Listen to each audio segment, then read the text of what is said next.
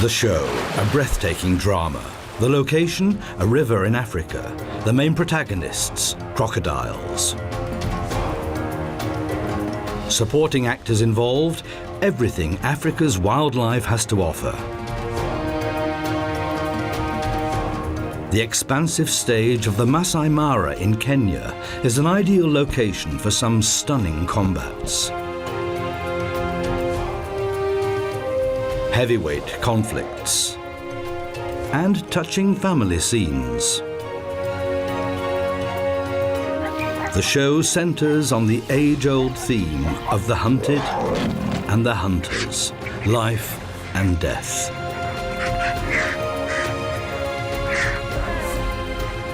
But none of the other protagonists can match this one, the killer that comes out of the water.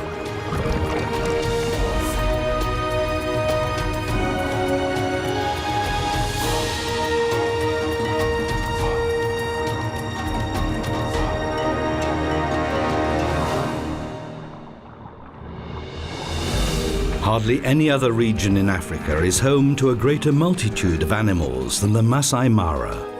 This region in the southwest of Kenya is the land of the Masai.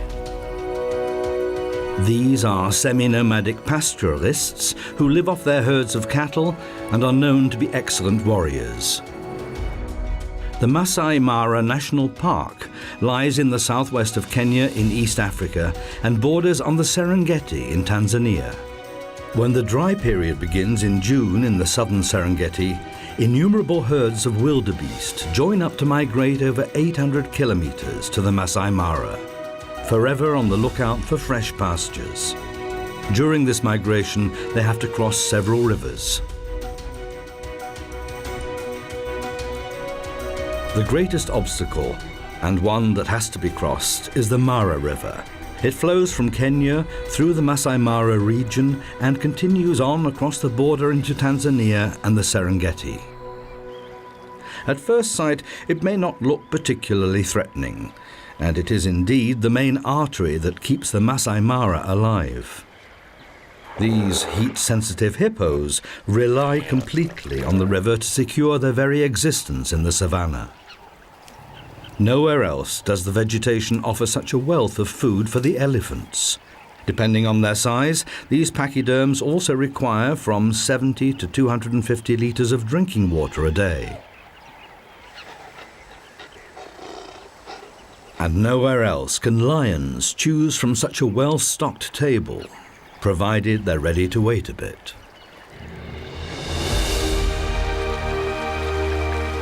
The Mara River is the only river in this region that carries water all year round. Only here can the yellow-billed stork trawl the bottom of the river shallows for an endless supply of fish. Only here can the heavy-hoofed animals of the Masai Mara find drinking water in plenty. The banks are often crowded with wildlife for that very reason. That slip could have ended in tragedy.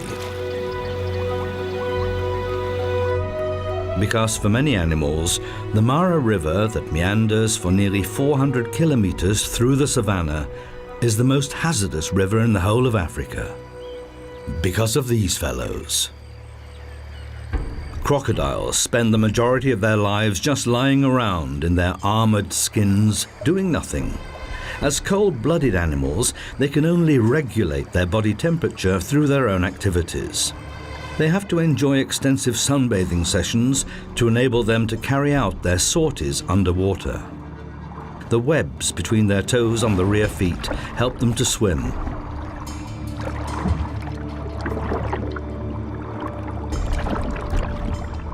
Their tail, that makes up around half of their 6-meter length, is what drives them. But it can only work if the animal's operating temperature has been reached. If it falls below 30 degrees, the reptile will return to land to warm up. Half submerged, half above the waterline is a popular position. That way one can keep warm and look as harmless as a large piece of wood. But can mutate into an underwater torpedo in an instant. At the moment, though, there is little prey to go for, so a more leisurely pace is perfectly acceptable. Walking along the riverbed uses less energy than those powerful flicks of the tail.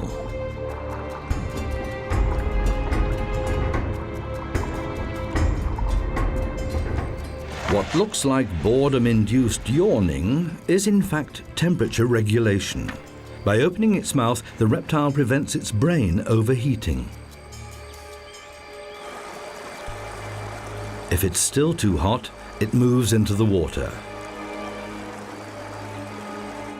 A lunchtime doze underwater is only possible for a crocodile if the water is very warm. The geographical range of their existence is restricted to tropical and subtropical regions. They can't afford to waste too much energy. Most of the time throughout the year, they just wait, ready to attack with their fearsome jaws containing more than 70 teeth.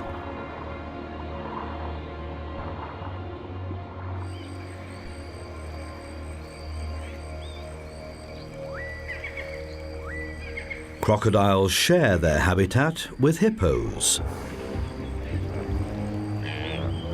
In the Masai Mara, there are especially large numbers of hippos. These socially orientated animals form small herds of up to 30 individuals. Underwater, these heavyweights even look elegant thanks to the buoyancy effect of the water. Rather than actually swimming, they tend to walk underwater. They spend most of the day in the water because their sensitive skin would crack in the intense summer heat. They can stay underwater for up to 5 minutes before they have to come up again for air.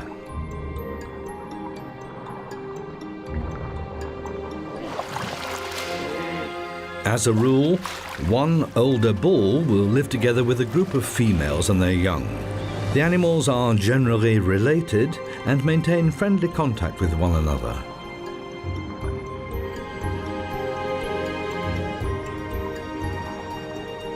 As long as there is sufficient water in the river, there are no grounds for rivalry.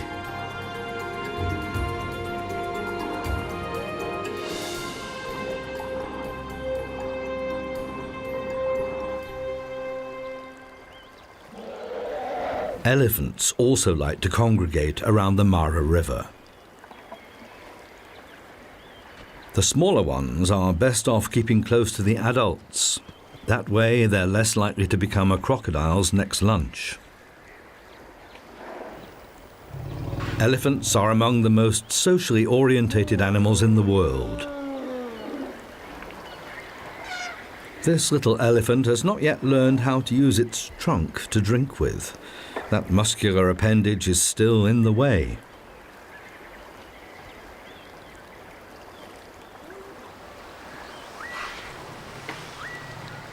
It takes a while for baby elephants to learn what useful tools their trunks are. The older adults can use their muscular trunks as a most versatile multi-tool. During mealtimes, it fulfills both the grab and the cutlery functions. This little one can't start learning a moment too soon, even if it is kept fed by its mother's milk for many months.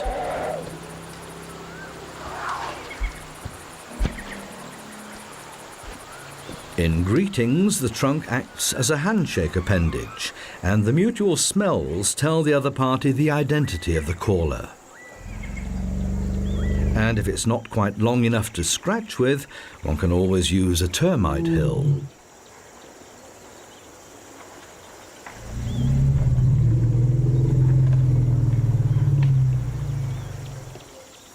This mother cheetah and her 3 almost fully grown young and 2 younger males have made their way down to the river.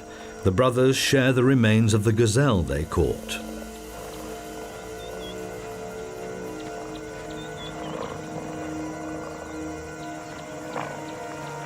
But the female cheetah also has to get some fresh food in for the family. The youngsters follow her, hopefully.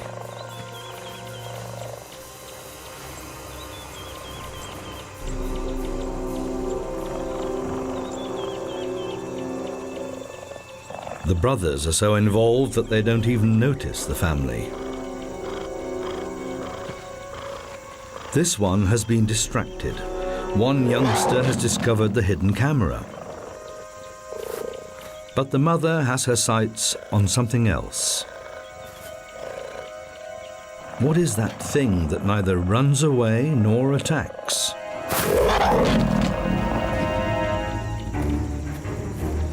But what she has discovered does indeed run away. She begins the hunt.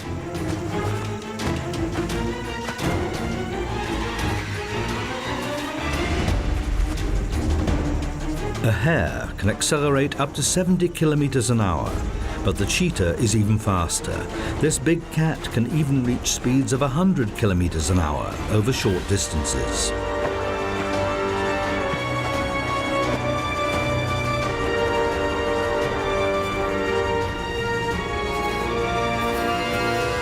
Hares are famous for their zigzag running strategy, but the cheetah is nearly as smart.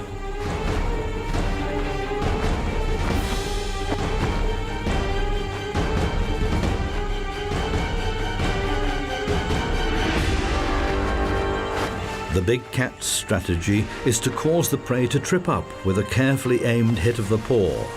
And yet,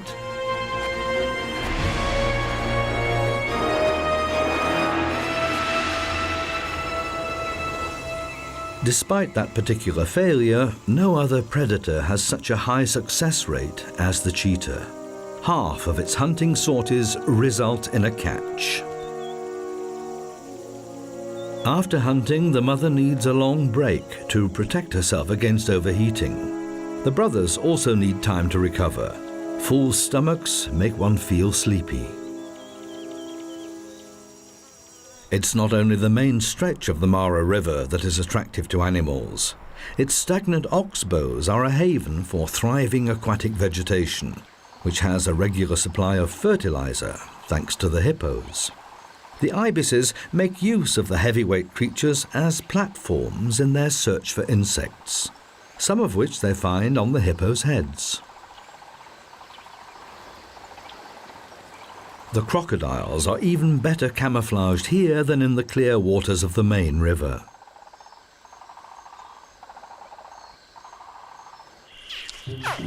Out on an inaccessible sand spit, the next generation is making its first moves. The female will have laid the eggs here 3 months ago in a nest made of sand and vegetation residues.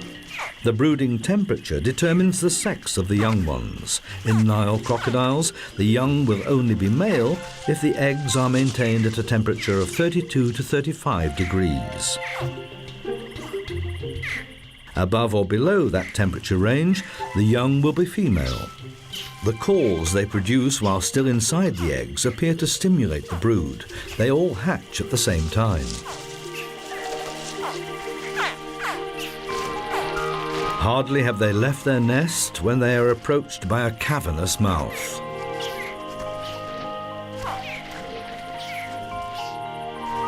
Just hatched, and their short lives already at an end? But not a single scale will be damaged. Their mother heard them calling and is transporting them safely to the water. Female crocodiles are extremely caring mothers and keep a watchful eye on their young for quite a while. Early on, these miniature lizards demonstrate their talent at surprising their prey. A fully grown giraffe may not need to worry much about a crocodile, but the act of drinking is still quite awkward. It's not only the fact that they almost have to kneel down to drink. The animal has to apply considerable muscular effort to move its head downwards. Giraffes have a powerful tendon that keeps their head and neck upright when at rest. The river and its green banks attract many giraffes. For a long time it was felt that these animals had developed their long necks simply to give them unrivaled access to the higher leaves on the trees. However, they often eat vegetation at half their height. An alternative theory suggests that the long neck was used for a completely different purpose, to give the bulls an advantage when fighting over a female.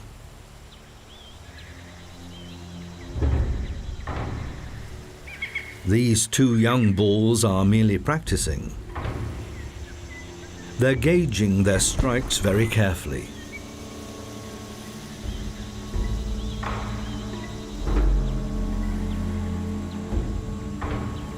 They live in loosely structured bachelor groups, but later become loners.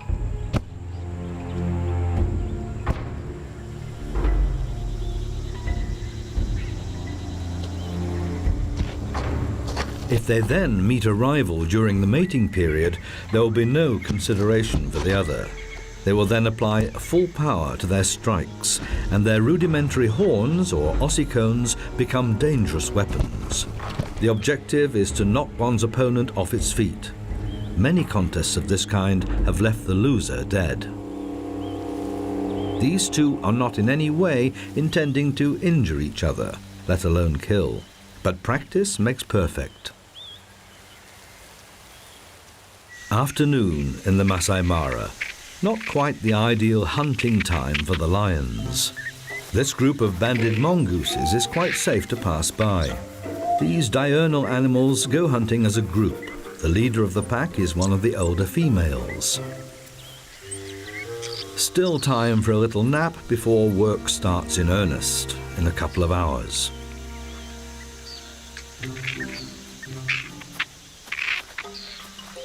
The mongooses scour the terrain for beetles, larvae and other insects. Now and again they dig down a little to unearth a particularly tasty morsel.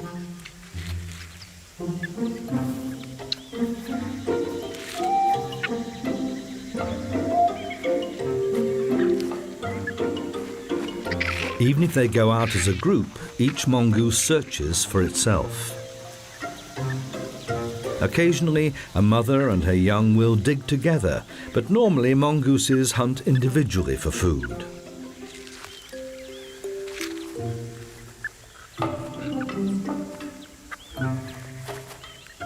There are nevertheless close ties within the group, which will usually consist of 3 to 4 pairs and their young. In the Masai Mara, this results in groups of around 35 animals. Impala are seldom seen alone.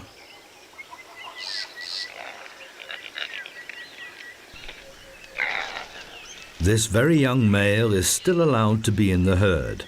The female is presumably its mother. Otherwise, these herds consist of females and a few of the older males who will fight each other for mating rights during the mating period.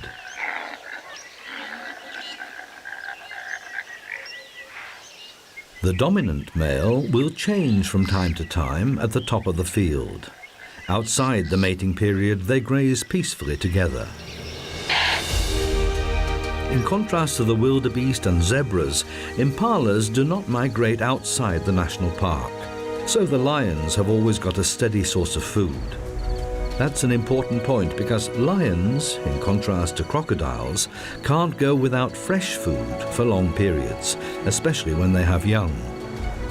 They may not be babies anymore, but they're not able to hunt for themselves and rely completely on the adults. But it can take a while before they actually manage to deliver the goods.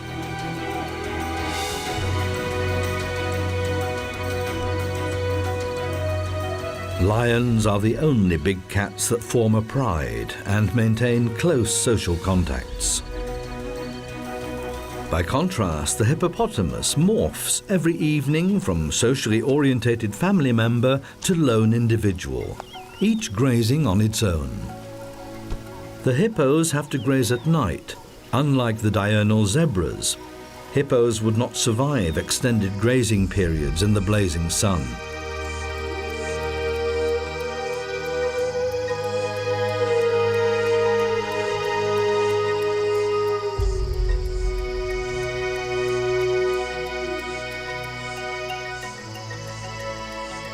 The king of the savannah still does not appear to be in a hunting mood. But soon he will set off on that errand.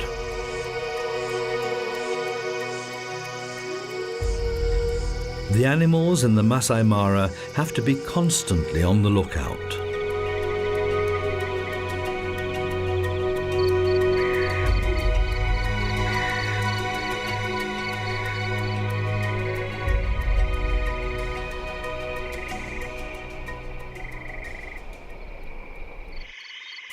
The fact that hippos have skin that is so sensitive to the sun, making them nocturnal grazers, may be linked to their ancestors. They're related to whales. These massive creatures need not fear the dark. They have no predators. And anyway, the buffalo is busy with something else.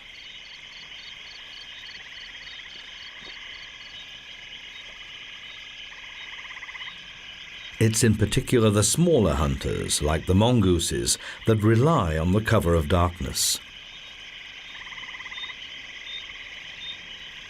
The hippo has to devour at least 40 kilograms of vegetation every night, which only accounts for 1 to 1.5% of its body weight.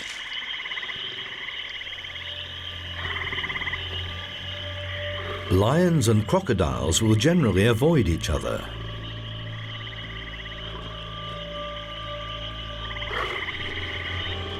Generally. Lions will indeed protect their young or their dinner carcasses against crocodiles, but don't normally consider them to be prey. Perhaps these lions were just after an adrenaline kick.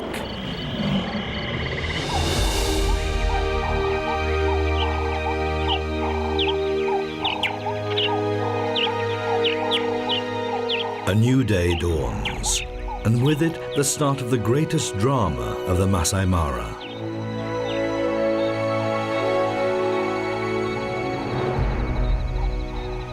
The first wildebeest reached the river region.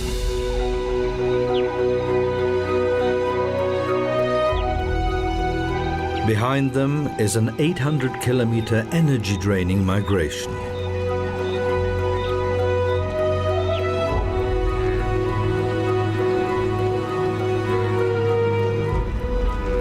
It's far greener here than in the overgrazed Serengeti.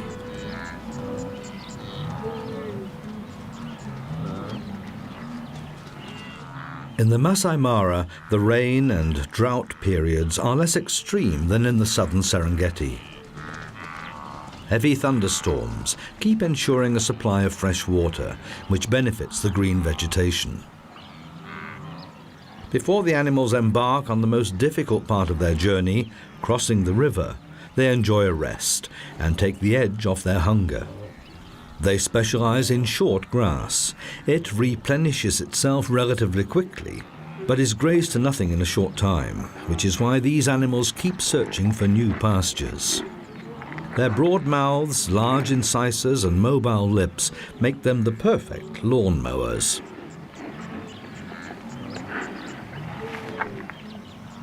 For some, though, the luscious green came too late, and it doesn't take long before they're discovered.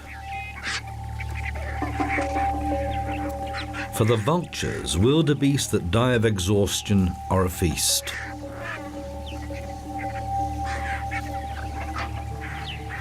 Ruppel's vultures specialize in large carrion, such as wildebeest.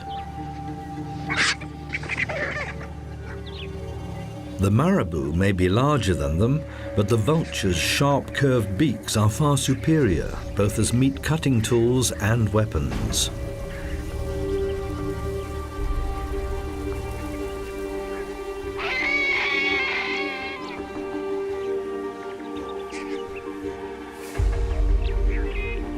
These feathered scavengers do not like sharing. Some are so involved in infighting they forget to eat.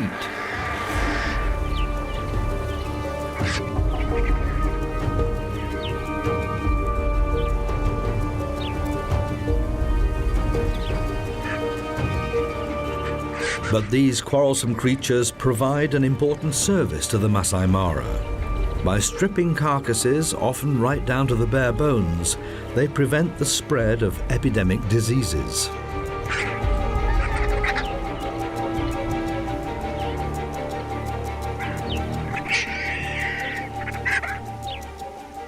When they're not fighting, Rüppell's vultures can devour as much as a fifth of their own body weight in one sitting. That can be 1 to 2 kilograms. Having eaten their fill, they find taking off a bit cumbersome.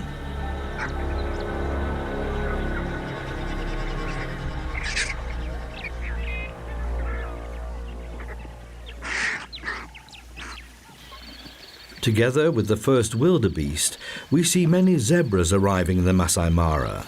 Zebras eat the longer, tougher grass, which opens up the way for the wildebeest to get to the shorter grass that's rich in nutrients. As compensation, the enormous herds of wildebeest provide protection for the zebras against attackers. It's normally the zebras that go down to the river first. And they have been waiting for this moment. Crocodiles know from experience where the animals will cross the river. Driven by thirst, the exhausted travelers make their way to the water. As long as the crocs are moving, they will be detected in good time. The lions have also taken up their positions and have already had a successful hunt.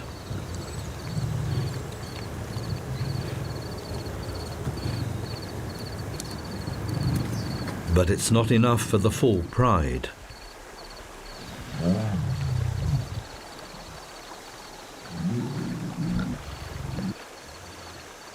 The lions know exactly which points on the river are the easiest for the zebras and wildebeest to cross.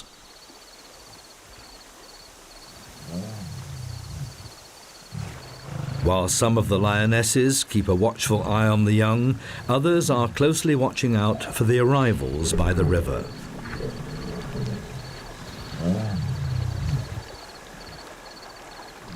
The lionesses, mostly mothers and daughters, sisters, aunts and nieces, form the hunting party.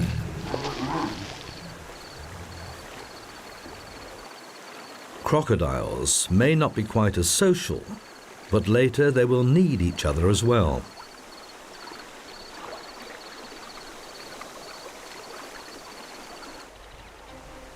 More and more wildebeest gather on the opposite bank.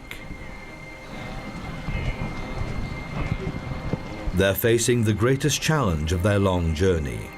The steep banks alone that line the Mara in many places are hard to overcome. But the wildebeest have no choice.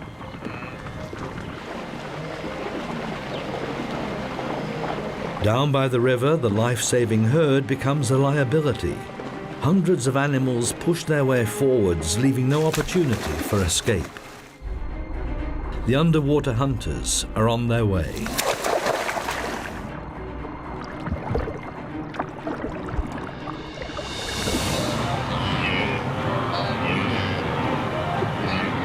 There is simply no end to this sumptuous meal. The wildebeest are well aware of the dangers, but they have to get through.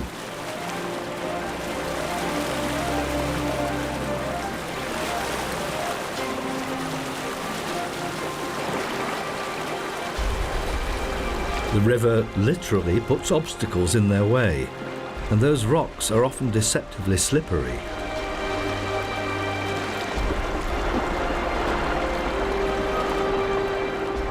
Once the first animals have dared to enter the water, there's nowhere to go but forward.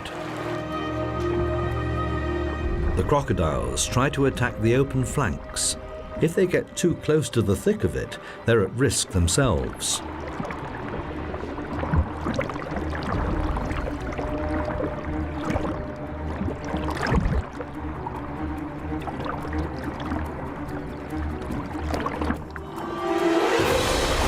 Now the wildebeest have to run the gauntlet.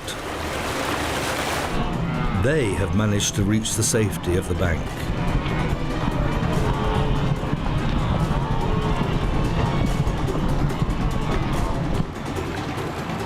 But some didn't make it. The wildebeest summon their last reserves of strength. Their ability to leap is their only chance. The safety of the individual lies in the sheer mass of the herd.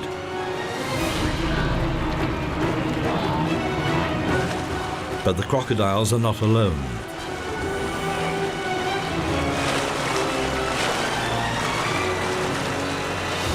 Once one of them has grabbed a wildebeest, it attempts to drag it underwater. The other crocodiles will help.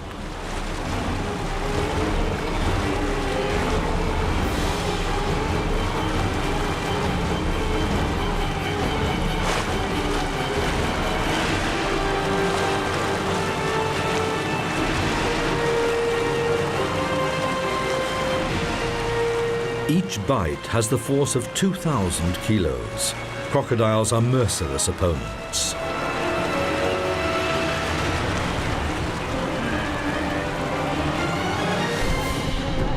And the animals that pass the first hurdle are faced with the next ambush. The lion attempts to immobilize the wildebeest by biting into its throat.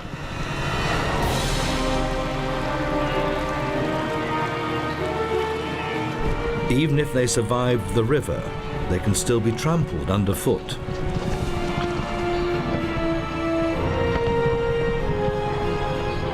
The youngest wildebeest, born only a few months before in the Serengeti, are experiencing this terrifying migration for the first time. They need to get back up to strength. But the trek must go on. Driven on by the stressful experience, the animals quickly take control of their new terrain.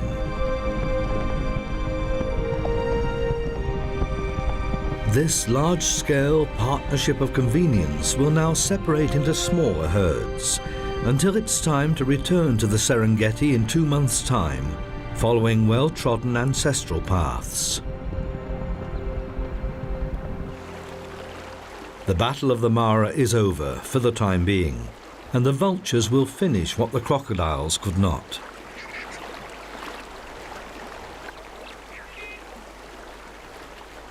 They're still living in the lap of a rare luxury. Even if a crocodile didn't manage to kill its own wildebeest, there are plenty of fallen and drowned animals floating right past their noses. After a few days, the carcasses are easier for the crocodiles to tear apart than freshly killed ones. Despite their armory of teeth, crocodiles can't bite off bits of their prey. They have to rip them to pieces by shaking them from side to side. Even though they cooperated in the hunt, they do not like sharing.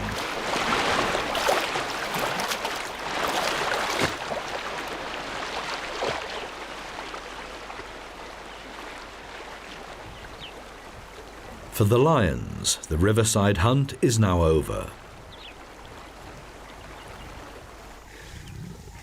But the pride had a successful hunting trip. There's plenty for everyone, and even the chance for the youngsters to practice dismembering the kill.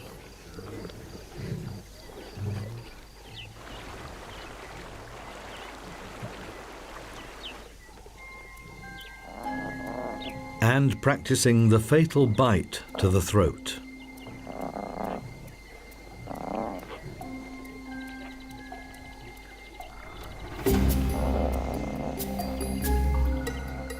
For the youngest, it's all just a game. Their teeth are not yet powerful enough to tear the skin. They still need the adults for that.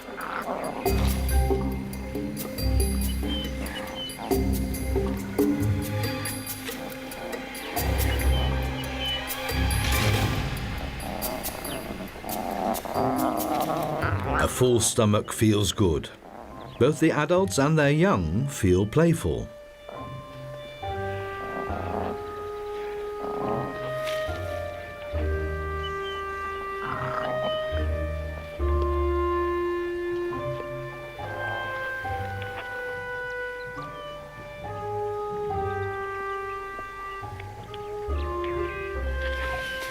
But this unconcerned rollicking can't last long. The adult lions know that if they leave the carcasses unattended for long, there will soon be nothing left. So they drag them to a safe larder, a tough task even for a fully grown lioness. Hunting and eating are thirsty work. Lions do not scoop up water with their tongues. The rough surface of the tongue binds the drops of water, and that causes a pillar of water to follow through the adhesive action between the water molecules.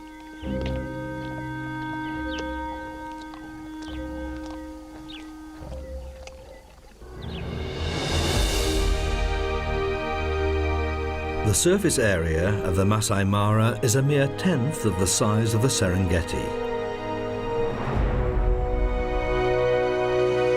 And yet it provides sufficient food for both the new arrivals and the long-established indigents. Most of the steppe zebras and wildebeest are migrants. These common cesabe live here permanently. The males like to stand on raised hummocks to keep an eye on their territory and their females. Since both sexes look very similar, the females often copy this behavior to confuse male intruders.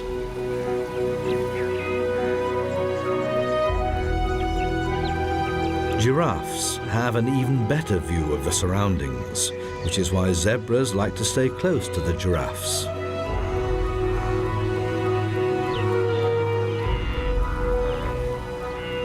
In the searing midday heat, every unnecessary movement is avoided. Even the jackal can't summon the energy to hunt.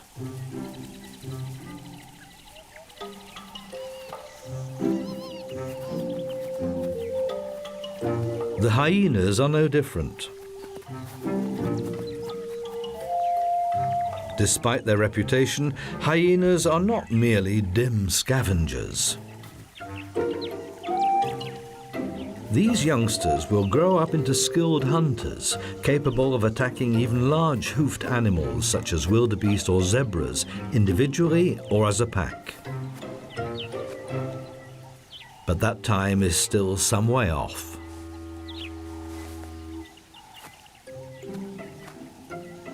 Mother hyenas suckle their young for a year, longer than most other hunters.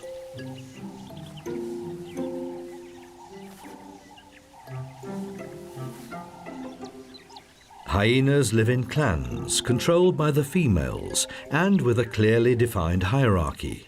The mother will pass her role on to her cub. Common cesabe are the preferred prey of hyenas, but not in the merciless midday heat. Nevertheless, even after the Great Migration, the drama of life and death is replayed over and over again in the Masai Mara. An African buffalo has died and has not yet been discovered by scavengers. Its companions try to protect it, and it looks as if all of them feel the need to reassure themselves that their fellow buffalo really is dead. The herd is looking confused and disorientated. Perhaps the dead animal was a dominant, mature female.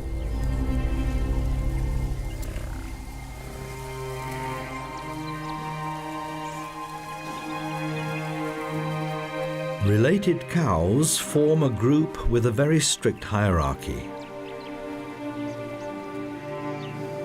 If a high-ranking animal dies, the herd first has to reorganize itself. The saddle-billed stork is also a carrion eater, but has to wait until others have ripped open the carcass. The young tawny eagle is much better equipped.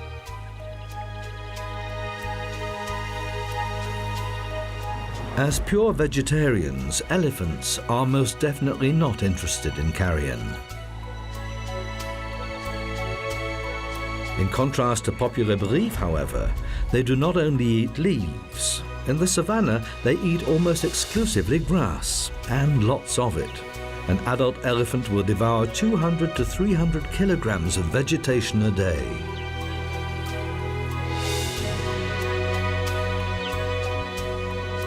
They eat for as much as 17 hours a day, but this does not stop them having a little tiff.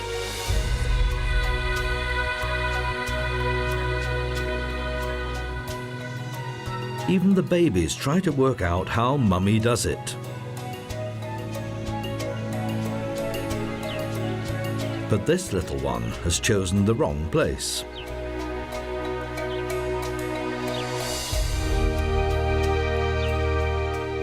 Despite gorging themselves in this way, the adolescents need a long time before they're fully grown. Not until they are 20 years old are the bulls in a position to take on other competitors.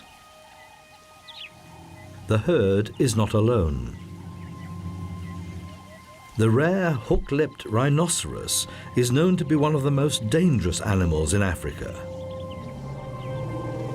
This herd of elephants is relatively vulnerable because of the young calves. They're not able to run away very fast.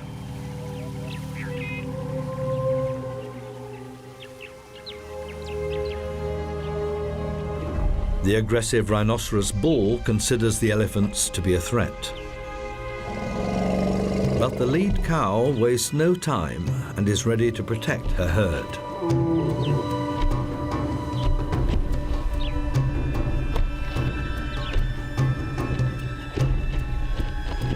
Even a rhinoceros is unlikely to take on a 3-ton heavyweight.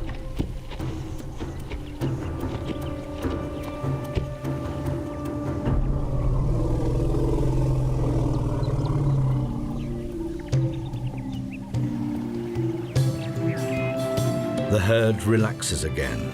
The younger ones are practicing contests for later life.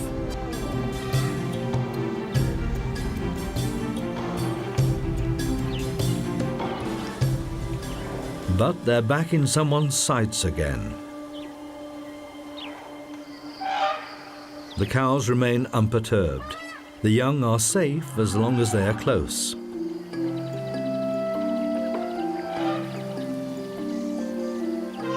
As usual, working out what a useful tool the trunk is fun.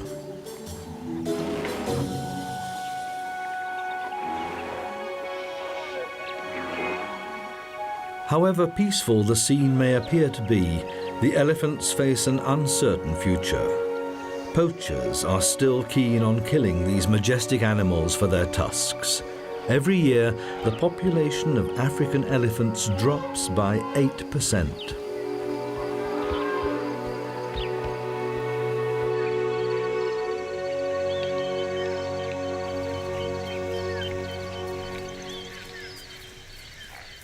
Close to the Mara River, there are many smaller woodland areas, and the impalas love to retreat to these places.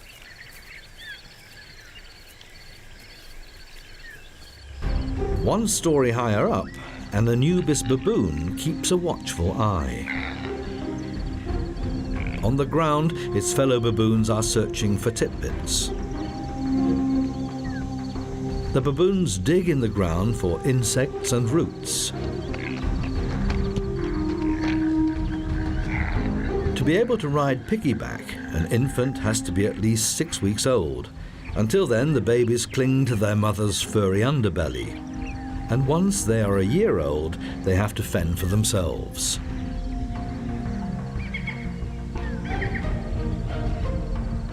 At an age of around 3 months, the young begin to take an interest in each other and play together.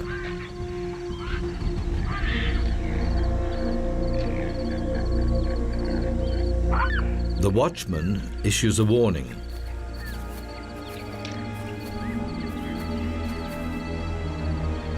The lion has no chance.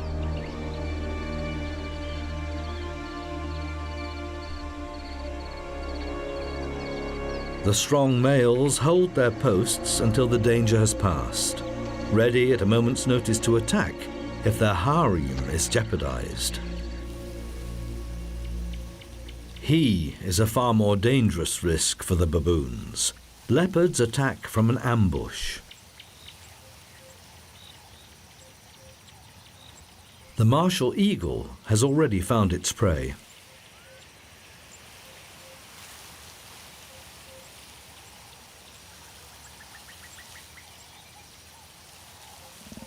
It's still too hot for the leopard. Big cats do not go hunting until dusk. But they are already being watched. Raptors often stay close to larger hunters because there's a good chance that a successful hunt will leave something for them.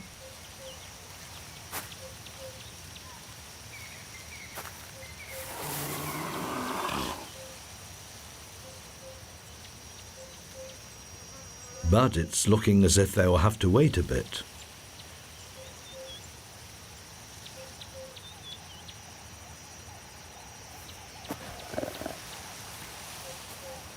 Or will they?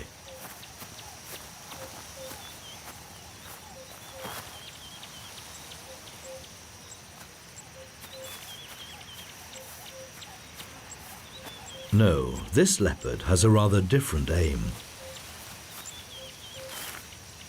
He uses a secretion from an anal gland to mark out his territory. The powerful smell is a clear warning to rivals. Keep your distance. The black-backed jackals did not want to wait any longer. But they're having a tough time keeping those annoying vultures at bay.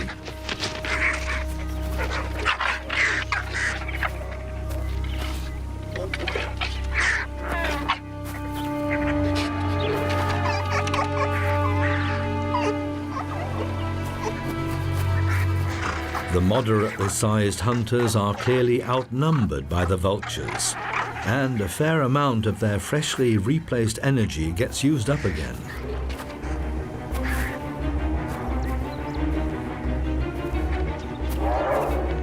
Even a successful hunt in the Masai Mara does not mean that the spoils are all one's own. Frequently, the jackals will have to relinquish their hard-won carcass to larger hunters like lions and hyenas. Jackals, leopards, lions, cheetahs, they all make sure that the life and death drama here is a continuous daily cycle.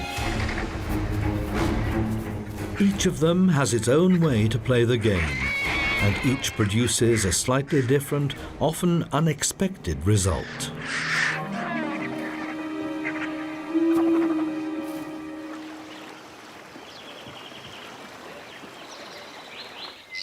But none of them plays the game in the same dramatic and unusual way as these animals.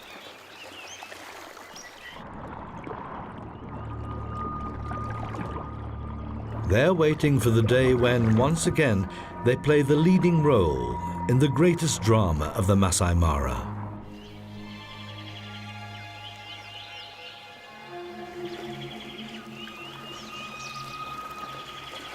The day the wildebeest crossed the river.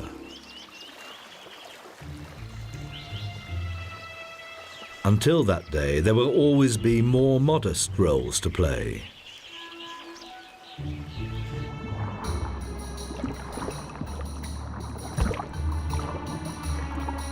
Whether the prey is big or small, the director's instructions are always the same. Has this yellow-billed stork not noticed the living tree trunk?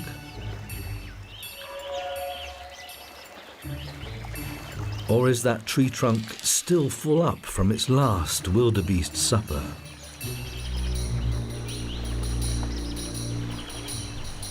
Whichever way it goes, there's permanent tension in the air.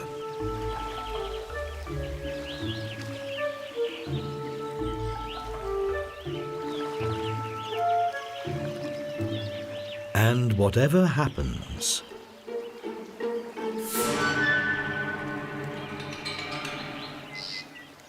the result is not known in advance.